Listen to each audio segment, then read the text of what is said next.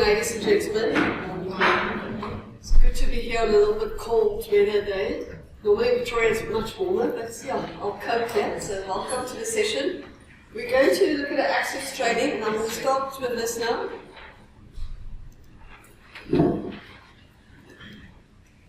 Now, you'll see me walk around, so please bear with me. I'm not very one that's stayed to one place only. I like to walk around. But Claire did ask me not to walk too much, so I'll just try and stay close to where I need to stay.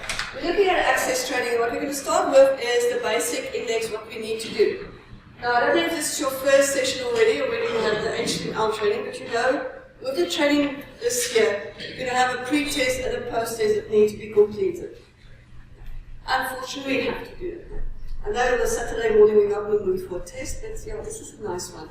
So if you open in your folders you've got on the computer, don't go to the data folders. You see, you're just like little kids today. Don't open the data folder. Please open the presentation for me. Access training presentation. Okay, and you can follow me because we're now on slide 2 already with the index. It's going to be easier for you to follow with me on the slides and do the work. What I'll do is the activities will stay on the screen in the front, and then you can do the activities. Then you don't need to look at your computer. You can look at the screen and do the activity. Any questions so far?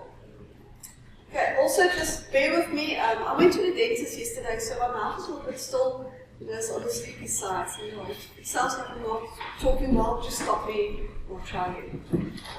Our focus is going to be our tables, our queries, report, and form, and in those concepts, we're going to look at certain key points that need to be addressed. We found that in the past papers and even in this year's papers, those are the key points where the learners do struggle with. And we're also going to look at how you need to mark those key points as well. Okay. First of all, now getting you to get warm, the pre-test. What I would like you to do, this is slide 3. I would like you to copy the URL and paste it into the Google Chrome, the URL address place, please. And open up the pre-test. And what we will see is the pretest itself. Okay. It starts and it looks like this. So if you can copy the URL and put it into the Google Chrome.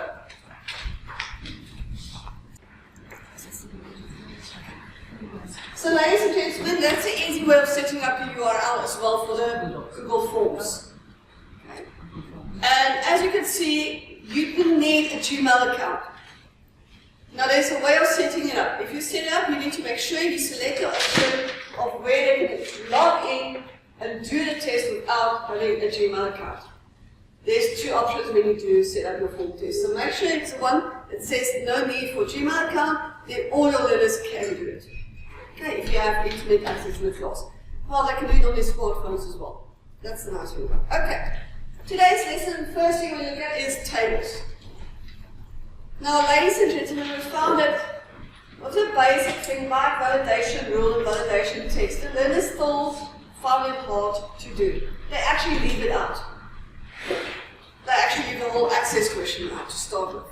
So today we want you to look a little bit positive about access and maybe get the learners to be positive about access as well, because there's easy marks for the learners to get in access. So with the tables, the first one we look at is validation text and validation rule. We know that the text is to display a message for the person using the access to the database. Now in this message, it must be a nice, clear message giving a proper instruction to the user. Because what's happening is they are losing marks if their text is not up to standard. If they say no big numbers, it doesn't tell you anything about the rule that's going to take place. There's no idea behind the rule. So it must be clear. The validation rule is a rule that needs to be set up to look at the data and the way the data needs to be entered. Everyone has to know it. The examples that we have of the validation rule and validation text. These are the basics ones that we use every day with the learners.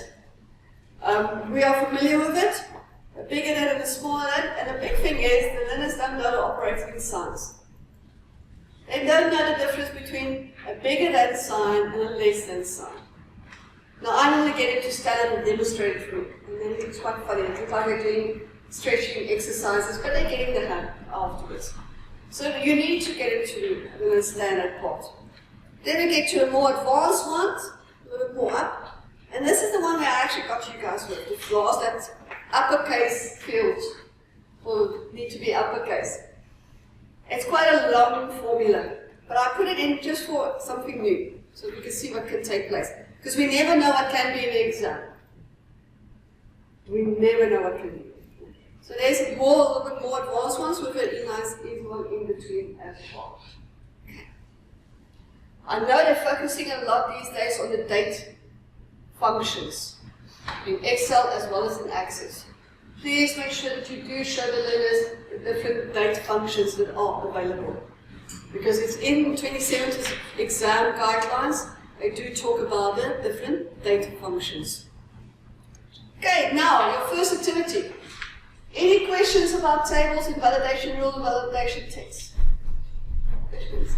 Please ask questions. Please stop me because I like to go too fast sometimes. Okay, that's a habit. Okay, there we go. Activity 1. You find the activities in there. You see it's got dates. The dates are in front of the specific data that need to be used. Okay, please do the activity.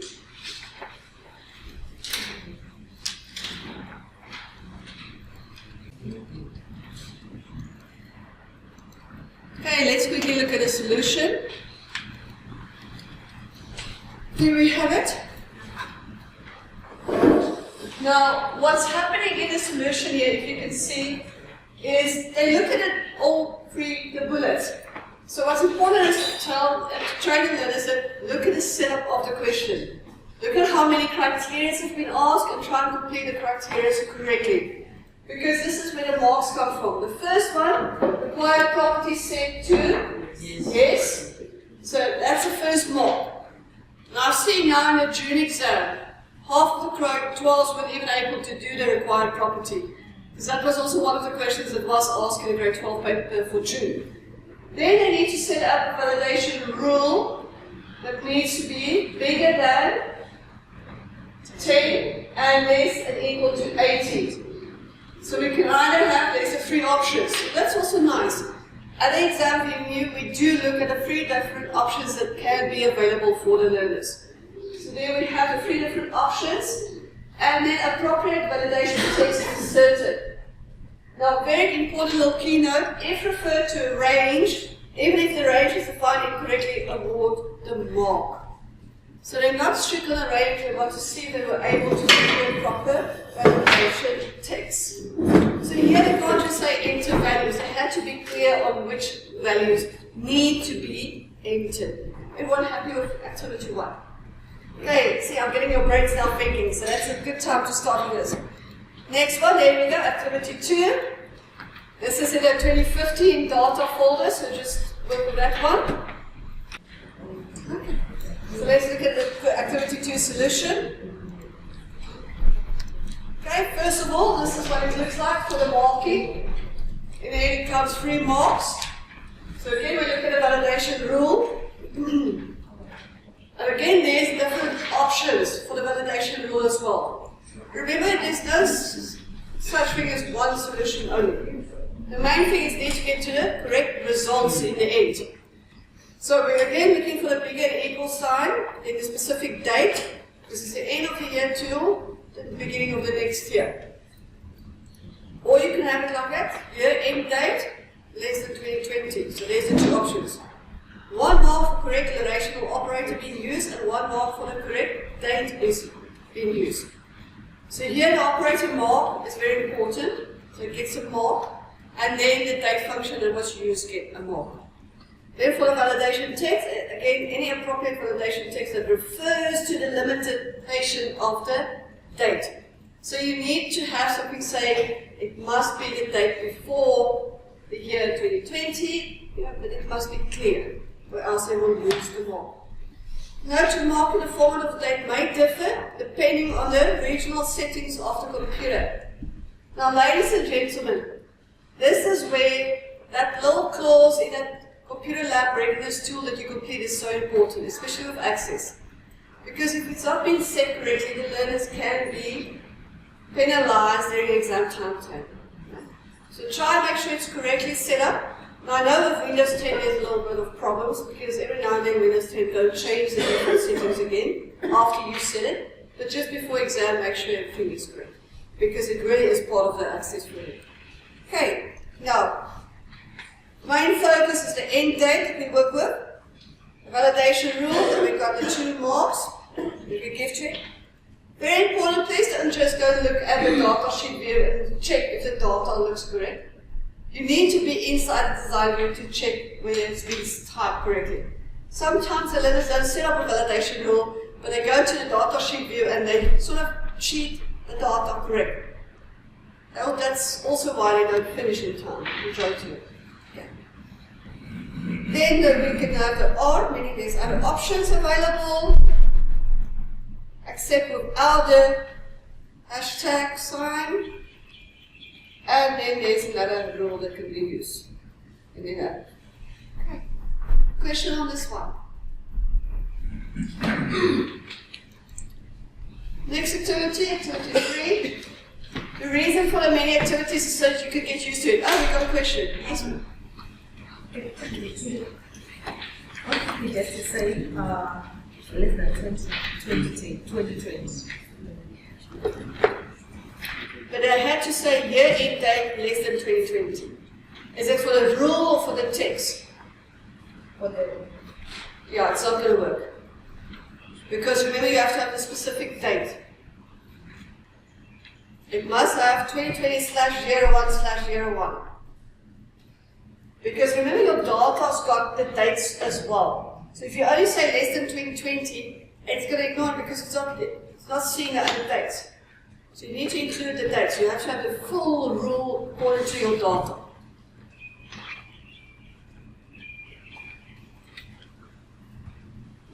Rather not say to them, make it short. Have the proper full rule.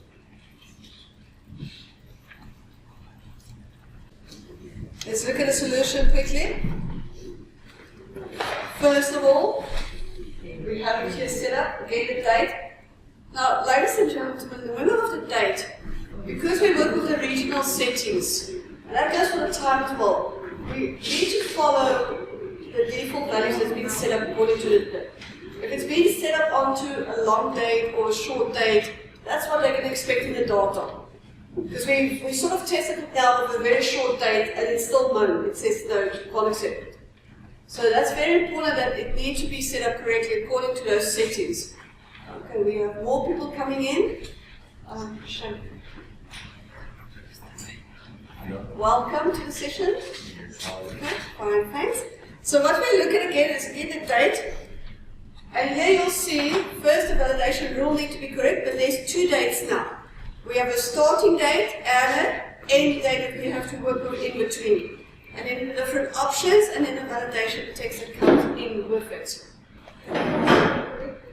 It's got greater than equal to. Isn't it supposed to be greater than or less, which it says between, or the first function? Was there an activity? No, the user can only enter a date between that specific one and that specific one. So 28 was given. So the second thing, are you putting the equal function? Should the equal sign be there or not? Should be there. I also read that question as it does not include the 18th and it does not include the 28th. So the 17th and the 27th. Did you read the brackets after the question? Inclusive. I didn't say so. Oh, no, we didn't see it. Oh. But it was there. But I didn't read it. Oh, no, this is your printout. Can we have larger cup of coffee mugs? Because the small one didn't help me so far. Exactly why. But you know what, ladies and gentlemen, it's actually good something like this is happening. Because now we know, and now this is tell them, please read the whole question. that's it. Because that's what happened with the learners. They get so into it, we train them to work between, and that's what you look at. Then they don't go further. And now they've been penalized because it's not being used correctly. So it's a good thing. So now you see how important reading really is for the kids as well. Well, I'm deducting how important setting the question is. The way that you maybe bullet points the question, because then it's more difficult not to read what you must do. That's why we try to get away from the big scenario questions. Because the kids start reading these lots of sentences, about 4 sentences. They have forgotten what they've read in the second sentence already. So that's why you'll see papers are getting to come back to the bullet point issues as well, to make the reading easier. Is there a specific reason why the hashtag sign appears? Because I've noticed that we don't type it in, it just appears when we Okay, that's part of the access program itself. Okay. You're now putting out, I can't remember what the reason behind they've done it like that. Yeah, because I can't explain to my learners why the hashtag appears. You know why? Okay. This is called the IT side tool. Okay. In IT, when they develop SQL, the string manipulation is very important, okay, and the data structure of it. And in SQL, when you use programming, so you have to have the hashtags. So that's part of the coding behind it, and that's why the program Access does it automatically. The learners will get it, but when you look into it, it's actually placed in there already for it. So that's where it comes in with the SQL code later. Now, luckily the CAT learners don't need to know about SQL, but unfortunately IT learners need to know the SQL in database manipulation. I needed to just pick for a few seconds. So what do we look at? Validation rule again. There's our validation rule. Very important here, you'll see now the AND gets a mark as well. Because it stipulates it's 2 specific dates that we look at. I mean, it's actually been, the question guided the learners with the ANDs. It provided the AND there for them. Okay, so there's the first date the mark, the AND mark, and then the last date get a mark. I just want to ask quickly, with reference to the mistake that both colleagues made from Queen's High School.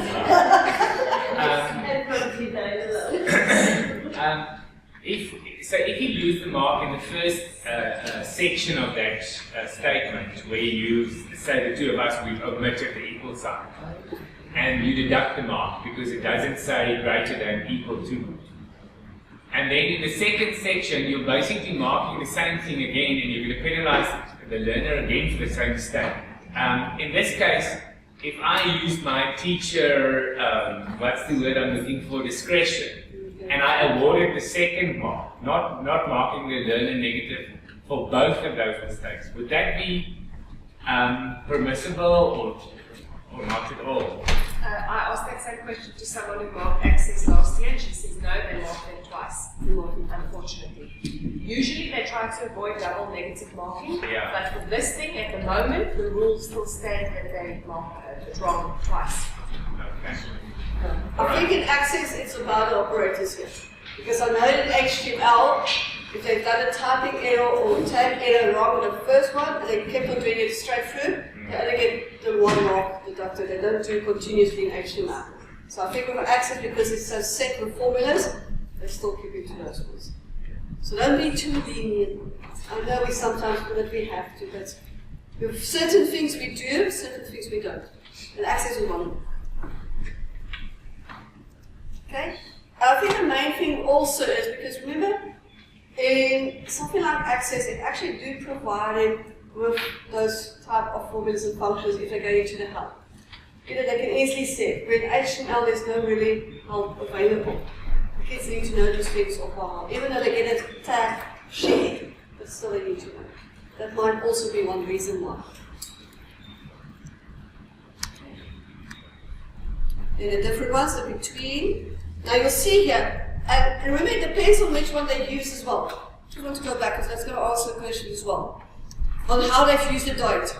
In the first one, it's the equal sign because it needs to include those 2 dates. In the next one, if they have bigger than 17 but less than 29, they don't need to have the equal signs.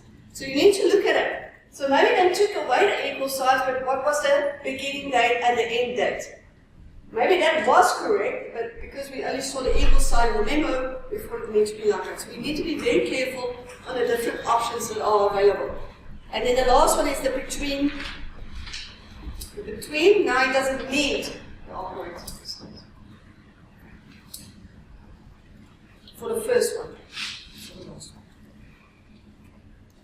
Going back, now we look at the next one with tables.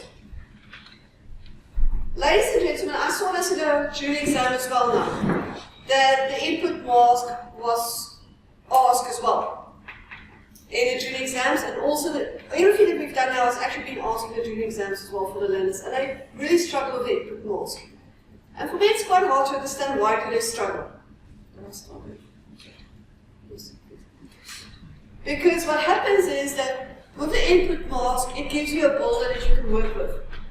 And a builder gives you sort of a hint on how to use the different characters. Because even myself, I still can't remember every 5 minutes what is the difference between a 0 and a 9.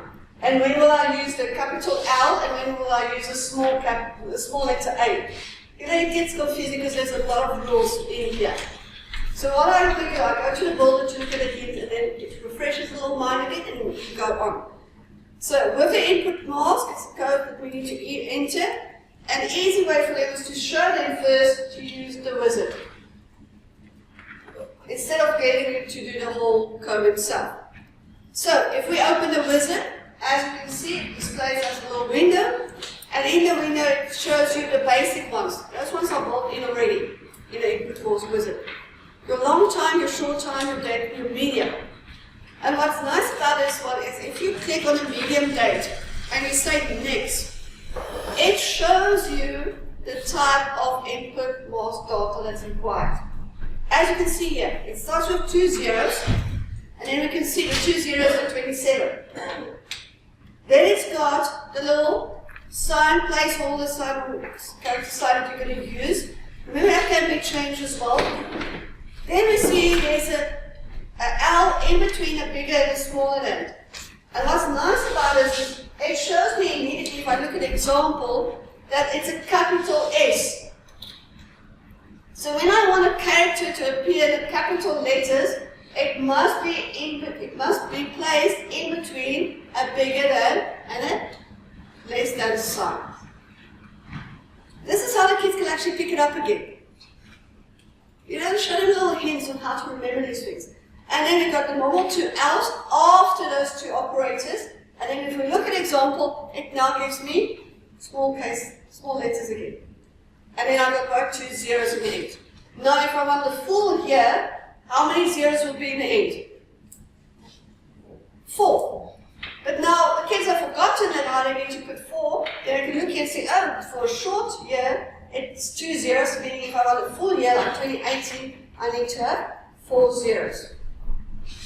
If I want September to be longer, I need to add more L's, capital L's to it. So that sort of helps them to get to know the input mask and the rules behind the input mask. Because I promise you now, during exam time, we're all stressed, even the learners, they stress more than us. And then they've forgotten what the 0 is for, they've forgotten what the 9 is all about, they even forgotten the question mark.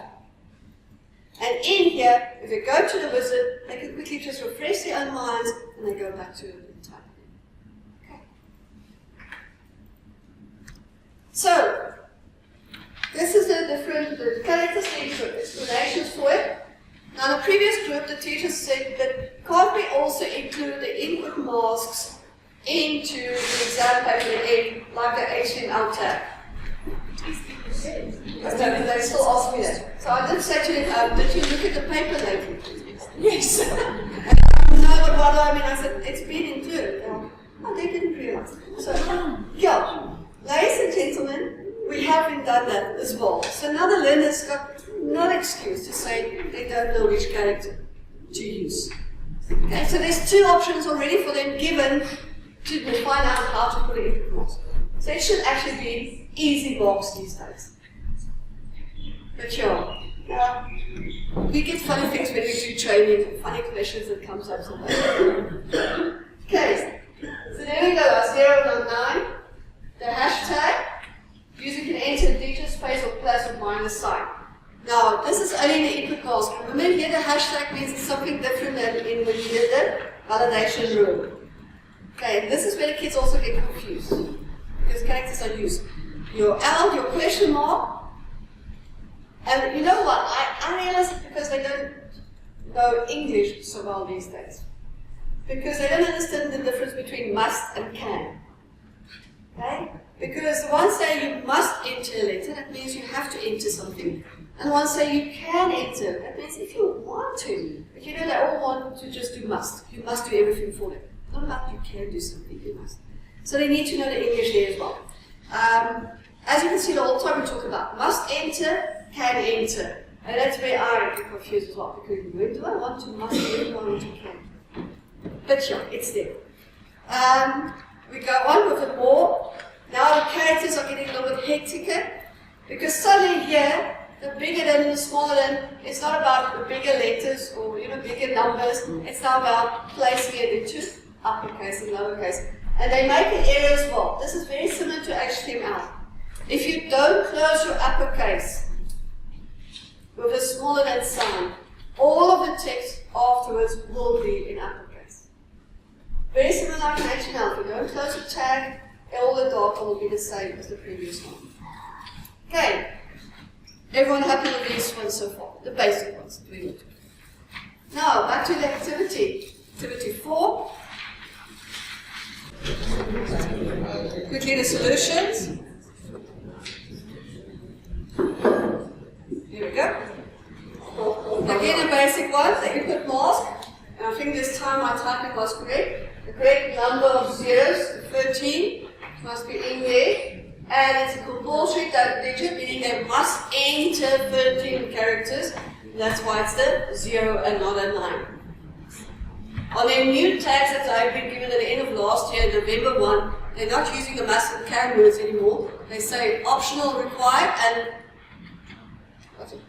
No, it's the required. Required and optional required. No, so optional required. Optional required. So See, 13 it should be 12. If you count the numbers, that's 12. 12, not 13. For an ID number. Yeah, they made a mistake. The number that you've got here, 9.7.8, is 12. okay. The activity number, there's a 0, there's a number short here. Yes. So I thought I'd change it, so I didn't. Apologies for that. No problem.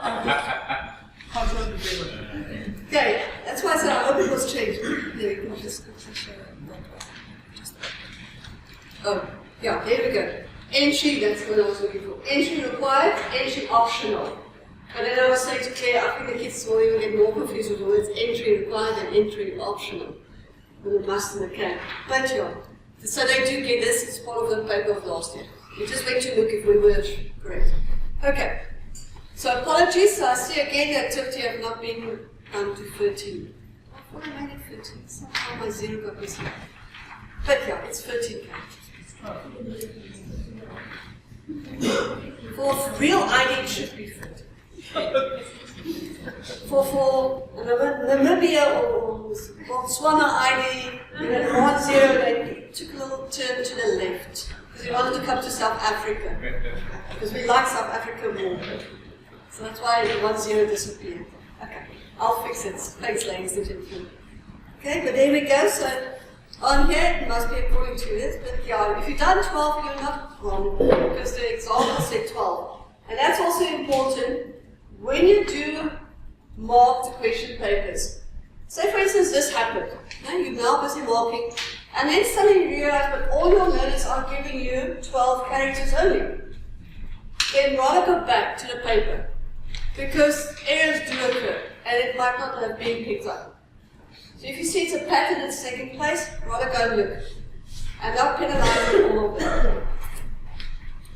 They might have literally sit and counted, and look at the numbers on the paper. You never know, it happens.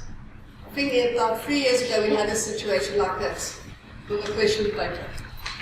Okay, so the number of zeros, it must be a 0 that it must be used, and I can't use a 9 because it must be entered, and then the number of characters. I need to go back and fix that. Now, activity 15. Oh, Number 2015, activity 5. See. Turning and looking, no, not presenting now. Okay, activity 5. I want you to be done by now. That's why we say 15. Solution for activity 6. Let's see if you got this one. There we are. Input mask. LA09. Okay. So you see it can be in either of the two, the jewelry type or in the jewelry IT. And in the jewelry IT, you could put it in both of those fields. Because it didn't really stipulate in exactly which field. So let us could have put it in both of those. Or could have selected. And that's the code that we're looking for. So there's the jewelry ID, jewelry type, and there's the input mask.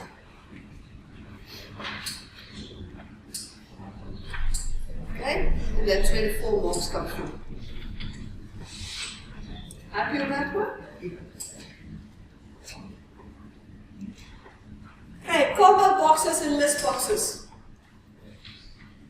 Now here I want to look for it in a table. Because ladies and gentlemen, we are so used to using combo boxes in a form that we actually forget that you can set it up in the table as well. So we never show this to the learners, and then this year, again like I said in the June paper, I had to go and change the combo box in the question and the access in the table. And the learners didn't do it. What happened was the teacher just gave marks. They didn't go and really check inside the design view as the learners change it to the correct combo or checkbox. I think they had to change the checkbox to a combo box. It was one of those options in your paper. So where do we go? Again, we go to our view, make sure we design view, and here's a nice thing. If you set it up, now I'm going to show you 2 options. If you set it up from the start, meaning you don't have a field yet, okay, there's no field indicated yet that need to be changed.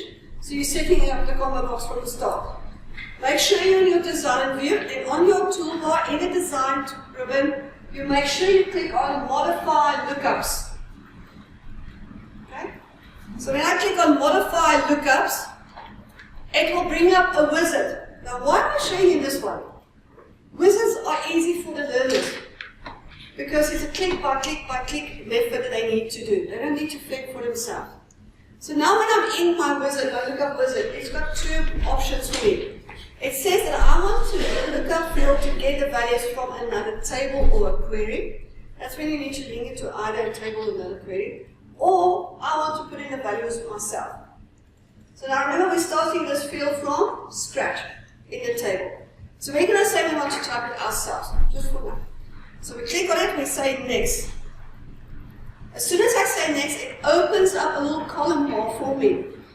And in here, you now can enter how many columns there need to be for the specific drop down or list box that you are working with, and you can then put in the values.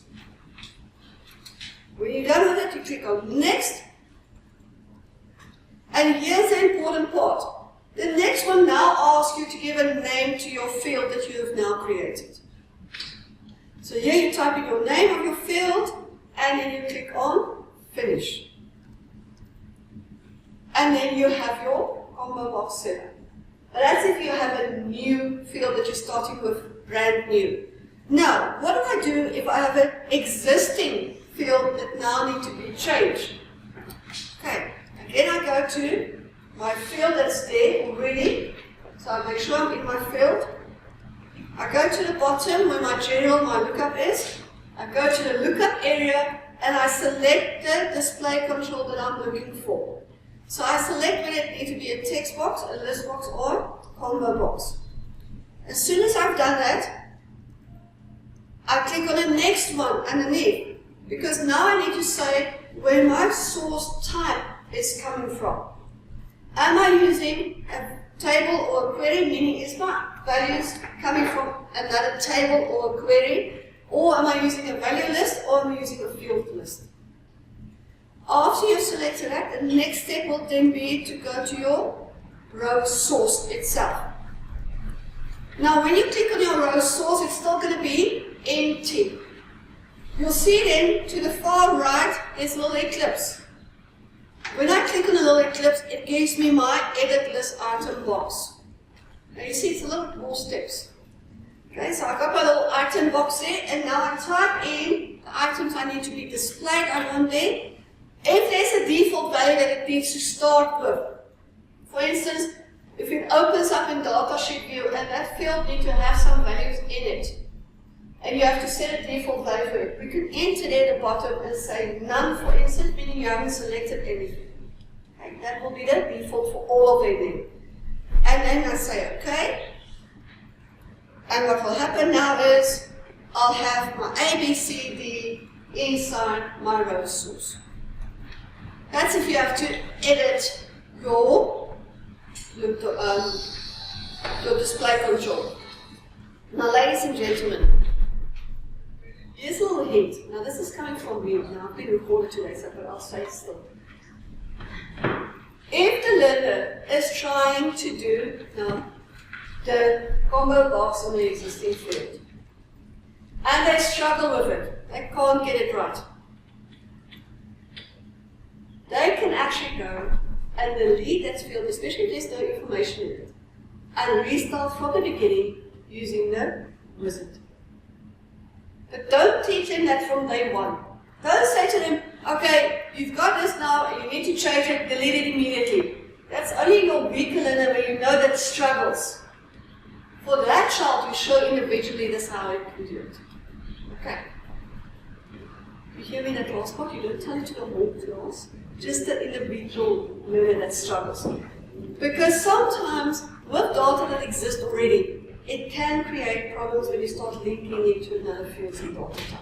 Especially if they link it, when they do their source type, they link it to the wrong value list or the wrong table. Then it's quite hard to get it back. Okay. But that's a small hint. So there's the two options. So when you start from fresh, you use the icon, modify lookups, and you go through the wizard. If you have to change the existing one, you must be in that specific field.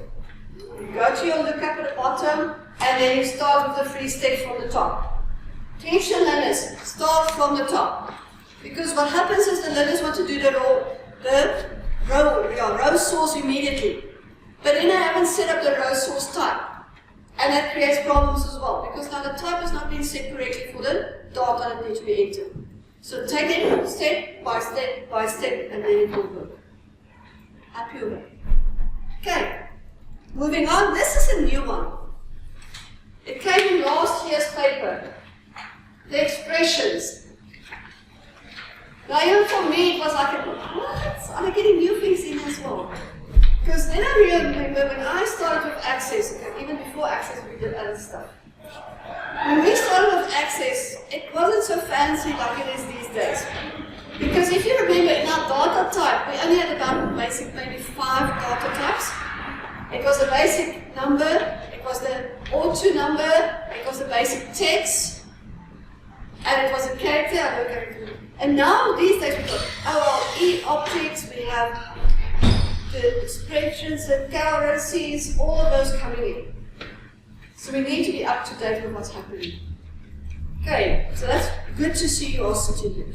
So what do we need to do and how do we get it? Very important. If you need to build an expression inside a table, meaning you are creating a calculated field inside a table. Step number 1 is you must be in the correct field. Okay, as indicated here. Oops. Wrong arrow. There we go. So you have to be in the correct field, and then you have to go to your data type. Because we are now going to create a calculation. That's why I said there's new things that came in. Because now there is a data type called calculate. Okay. As soon as I click on calculate, my generals suddenly change. You will see now, before I've done it, it's got the basic field size, the format, input pass, capture, default value, validation rule. As soon as I now click on calculate, my general has shrunk down to a few things only. I now have at the top expression, result type, and format. See, so there's two things that came above format. So when I'm now in here, what needs to happen is as soon as I've done that, and I click on the expression, it opens up the expression builder for me, where you now going to create your calculation inside a table. Now what's nice about expression builder is when you select the fields that need to work with one another, do your calculation work, you only need to double click on those fields. One of my was frowning a little bit. Please don't tell me it's the first time you've seen this. Okay. But if it is, so we now use our expression builder. We select the fields that need to work together. For instance, if we now work with units in stock and units on order, we want to see how many we need to order because we want to see what's the story. We use the two fields and we use our multiplication, division, or subtraction or addition. If I wanted to use a function, like for instance, I want to add up the two, instead of using the plus, we first need to select the function and then the fields that work with the function. Okay. And there we have our expression. Inside our general in our field. So now what will happen is, it will immediately have that field and it now will do calculations for you as you type your data.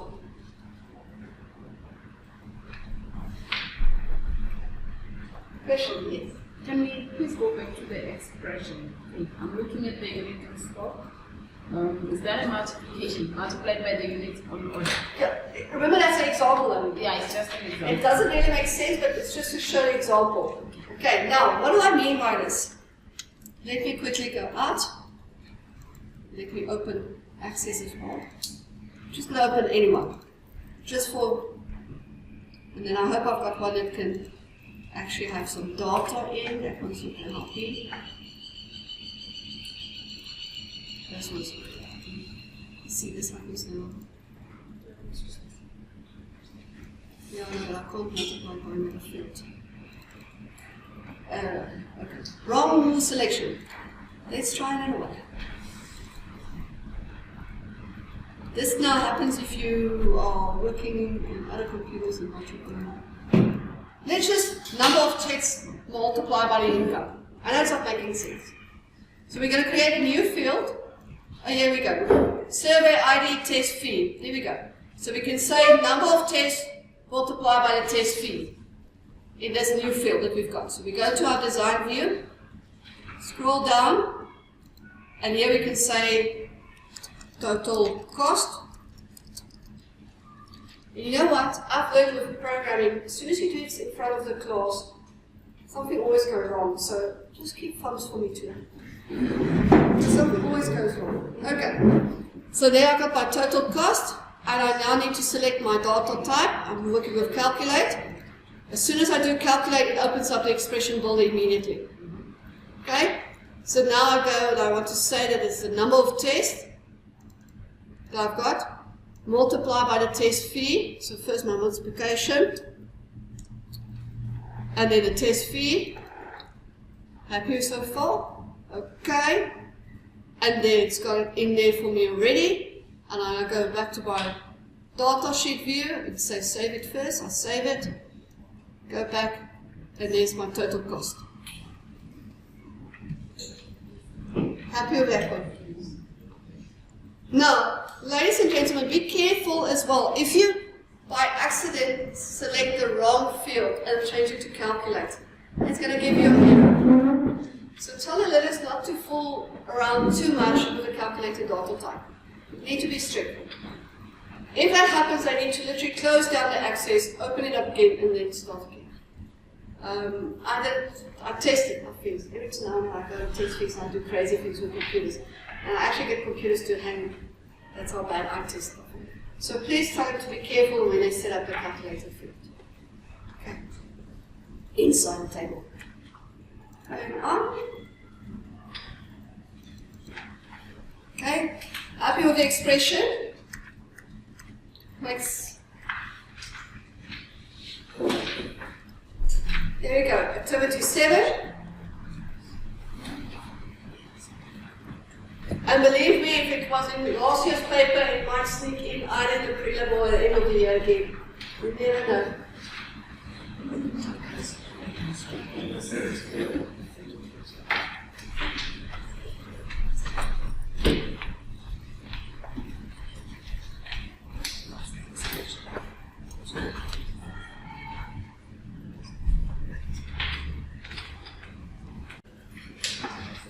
So here we have the solution. This was given already. They had original data on the code, left, name, comma, 1. And then they just had to go change it to left, surname, comma, 3. So you shouldn't have changed anything else, just that. Just the surname, and then a number 2, number 3. Okay, but now unfortunately we aren't able to run it to see what it does. Okay. And that's where they get the marks from. So meaning, name had to be removed, surname must be in, and the 1 must be removed with the number 3. This might be a good thing to go and test in your computer labs at school. You know, all of these ones that we now experiencing with errors can be a good thing to test in your computer lab to see what's happening. Okay. But I'll go and look and see to find out, well, what's wrong. Why is it not taking it? Because it was working on the laptop. Actually, it's updated the Windows 10 in 2016. So that's what we're doing. Yeah, ladies and gentlemen, you mentioned a very key word to me now here. Windows 10. Technicians out there hates Windows 10. They really do. I mean, I had so many phone calls by technicians about this. With Windows 10S, every time they update, they literally redo all the regional settings to the set of default values. Because I know every time my Windows 10 updates as well, I have to go reset all my stuff as well to what I want. It even sometimes takes some of your drivers away that you have to reinstall again. Especially if you, like, on a laptop and you go to different places, you know, if the driver hasn't been used in a while, it throws it out and you have to reinstall the driver. I don't know, luckily you guys haven't picked it up on your school networks and so on, but on laptops and those things happen. So just be careful when you do your installations, just double check it again. Okay. So I think because that's the only reason I can see why it's giving us that same error. Because we tried a full stop, we tried a comma and it's still giving us that error.